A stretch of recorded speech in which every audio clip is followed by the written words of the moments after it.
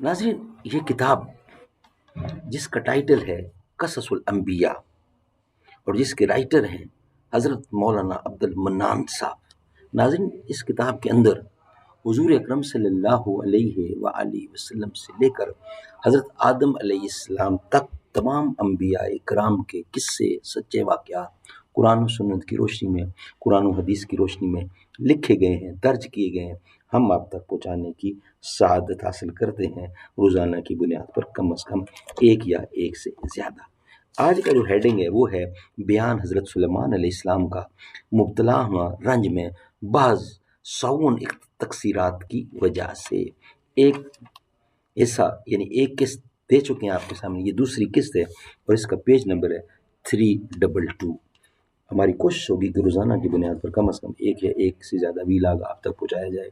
نبیوں کے، انبیاء کرام کے قصے، واقعات، اس امید سے، اس آس سے، اس یقین سے کہ آپ خود بھی سنیں گے اور لوگوں تک پہنچائیں گے۔ اٹھ کے اب بز میں جہاں کا اور ہی انداز ہے، مشرق و مغرب میں تیرے دور کا آغاز ہے، کرم کے ناداں طواف شمع سے آزاد ہو، اپنی فطرت کے تجلی زار میں آباد ہو، گفت رومی ہر بنا ہے کہنہ کال، باداں کنند می ندانی اول بنیاد، راویرانہ کند دلیل صبح روشن ہے، ستاروں کی تنگ کتابی، افق سے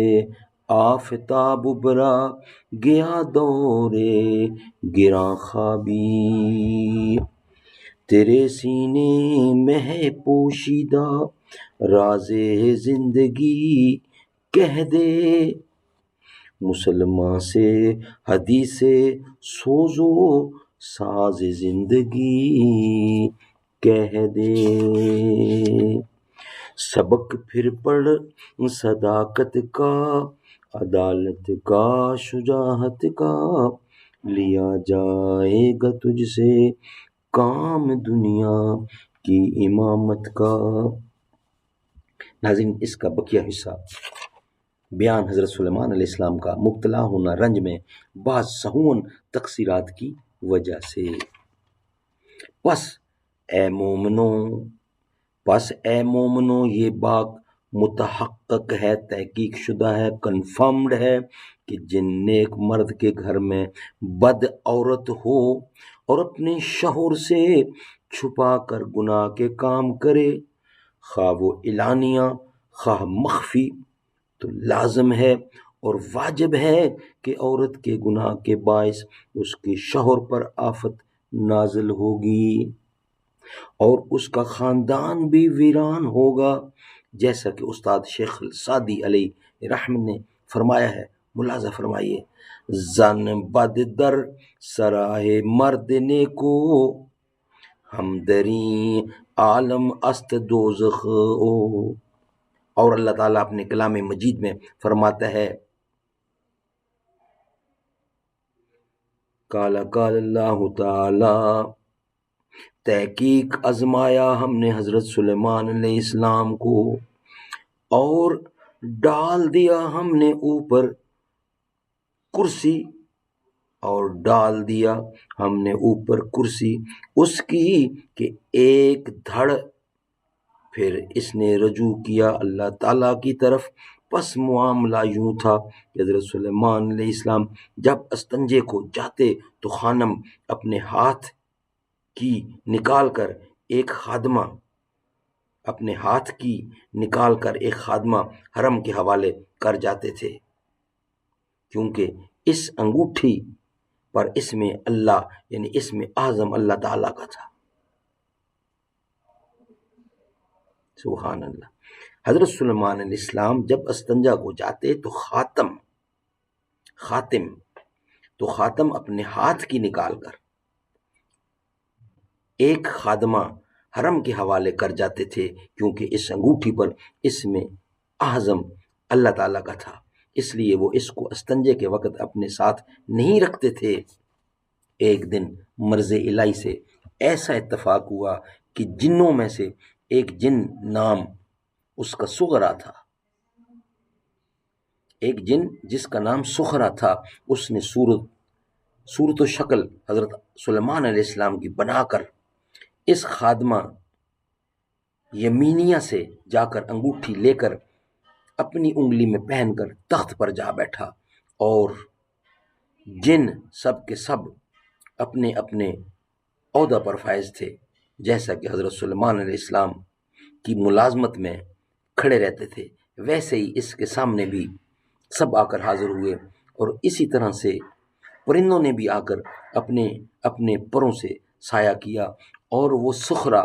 حکم و احکام جاری کرنے لگا۔ کچھ دیر کے بعد حضرت سلیمان علیہ السلام نے اپنے استنجے سے فراغت پا کر اس خادمہ یمینیہ سے اپنی انگشتری طلب کی۔ وہ بولی کہ انگشتری تو حضرت سلیمان علیہ السلام لے گئے ہیں، اور تم کون ہو جو مجھ سے انگشتری طلب کرتے ہو؟ یہ سن کر حضرت سلیمان علیہ السلام نے جواب دیا کہ میں سلیمان ہوں، تم نے انگوٹھی کسی کو دی؟ وہ بہت زیادہ حیران و پریشان ہوئی، اس نے ہر چند حضرت سے عرض کی، لیکن وہ یقین نہ کرتے تھے۔ پھر بذات خود حضرت سلیمان علیہ السلام اپنے تخت کے قریب گئے تو وہاں جا کر دیکھتے ہیں کہ وہی سخرا جن تخت پر بیٹھا ہے، اور انگوٹھی بھی اس کے ہاتھ میں ہے، اور اس کے سامنے تمام جن و انس دربار عام میں با ادب کھڑے ہیں۔ یہ دیکھ کر حضرت سلیمان علیہ السلام نے ان سے کہا کہ میں سلیمان ابن داؤد ہوں۔ لوگوں نے ان کی تکذیب کی، اور دیوانہ جان کر چوبیدار نے وہاں سے نکال دیا۔ اور بعض روایات میں یوں آتا ہے کہ حضرت سلیمان علیہ السلام میں گردش آنے کا سبب یہ تھا کہ ان کی بے شمار بیویاں تھیں۔ ایک دن انہوں نے یوں ارادہ کیا کہ آج کی شب میں تمام بیویوں کے پاس جا کر جمع کروں، اور ہر ایک بیوی ایک بیٹا جنے گی تو میرے بیٹوں کی تعداد بہت ہو جائے گی، اور پھر جب وہ سب کے سب جوان ہو جائیں گے تو ہم سب کو لے کر جہاد فی سبیل اللہ کریں گے۔ لیکن یہ ارادہ کرتے وقت انہوں نے انشاءاللہ نہیں کہا، اور پھر بموجب ارادہ انہوں نے اپنی بیویوں سے اسی شب جمع کیا، لیکن خدا کی مرضی سے کسی بیوی کو کوئی حمل نہیں ہوا۔ ہاں، ایک بیوی سے اس کے پیٹ سے آدھے دھڑ کا بچہ پیدا ہوا۔ یہ حال دیکھ کر پھر وہ انشاءاللہ نہ کہنے کے سبب سب سے بہت نادم ہوئے، اور بعض روایات میں یوں بھی آیا ہے کہ ایک آنکھ اور ایک ہاتھ اور ایک پاؤں کا لڑکا پیدا ہوا۔ القصہ، جب ان جنوں نے حضرت سلیمان علیہ السلام کو نہ پہچانا اور کچھ تعظیم و تکریم بھی نہ کی، اور اس تخت گاہ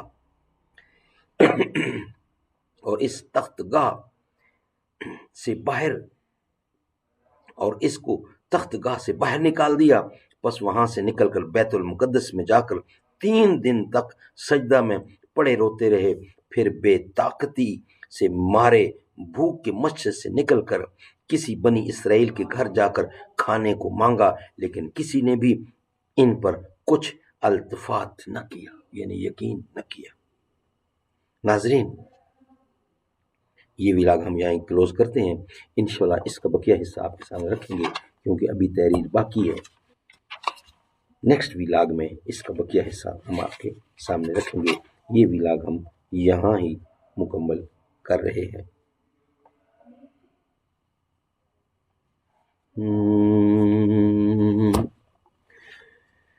حسین قرآن کے ہیں وہ قاری جو نو کے نیزے پہ چڑھ کے بولے، سوا خدا کے نہ سر جھکانا دیا جہاں کو پیغام ایسا ہے، جتنے عقل و خرد کے دعوے سب ان کے گردے سفر کو پہنچے، در نبی پر یہ عمر بیتے وہ مجھ پہ لطف دوام ایسا، مدینے والے کہیں مقامی وہ ان کے در پہ قیام ایسا، در نبی پر در نبی پر یہ عمر بیتے، عمر پہ لطف دوا میں ایسا، بلال تجھ پر نثار جاں ہوں کہ خود نبی نے تجھے بلایا، نصیب ہو تو نصیب ایسا، غلام میں ہو تو بلال جیسا، نماز اقصا میں جب پڑھائی تو انبیاء اور رسل یہ بولے، نماز ہو تو نماز ایسی، امام ہو تو امام ایسا، در نبی پر یہ عمر بیتے۔